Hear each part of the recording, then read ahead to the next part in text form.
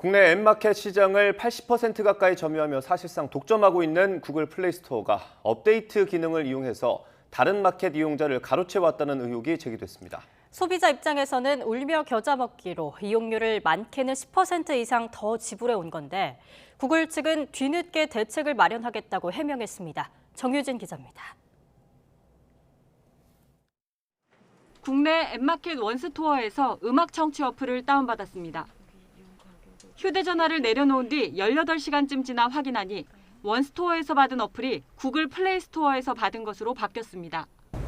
저 혜택이 업데이트 후에는 사라졌다라고 보고 있습니다. 이번에는 원스토어에서 어플을 받은 뒤 같은 어플을 구글이 운영하는 플레이 스토어에서 검색해봤습니다.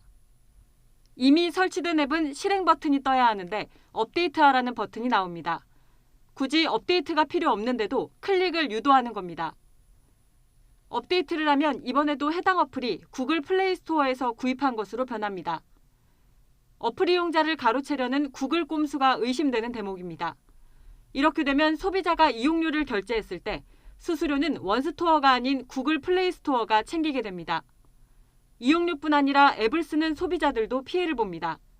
게임과 음악 청취 등 매달 이용료를 내는 어플은 같은 어플이라도 앱마켓마다 가격이 모두 다릅니다. 특히 국내 토종 앱마켓인 원스토어는 구글 플레이 스토어보다 평균 가격이 10% 정도 저렴합니다. 그런데 어플 구입처가 원스토어에서 구글로 바뀌면 소비자 입장에서는 더 비싼 이용료를 내야 합니다. 앱마켓 내에서도 이런 불편함을 호소하는 사용자들의 댓글을 종종 찾아볼 수 있습니다. 최근에 특정 앱 이용자로부터 고객 문의를 통해서 저희가 이런 상황을 인지하게 됐고요. 언제부터 이런 상황이 발생했는지 그리고 앞으로 어떻게 대응할지 대응 방안을 내부적으로 좀 모색 중에 있습니다. 구글 코리아 측은 어플리케이션 시스템상 동일한 항목이 섞여 있으면 같은 어플로 묶는 설계 때문인 것으로 보인다며 문제가 반복되지 않도록 앱 개발사에 조치 방안을 안내하겠다고 해명했습니다. 이런 현상은 어떤 변명을 하더라도 소비자나 개발자들의 선택권을 침해하는 일입니다. 방통위는 철저히 조사해서 이런 일이 없도록 사후 관리해야 할 의무가 있는데 그런 부분에서는 많이 모자랐다고 생각합니다.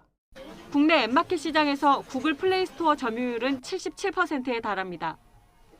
이런데도 구글이 이용자를 더 늘리기 위해 문제를 알고도 방치해온 것은 아닌지, 그렇다면 그동안 입은 소비자 피해를 회복할 방안은 무엇인지 구글 코리아 측이 더 책임 있는 설명을 내놓아야 할 것으로 보입니다. YTN 정유진입니다.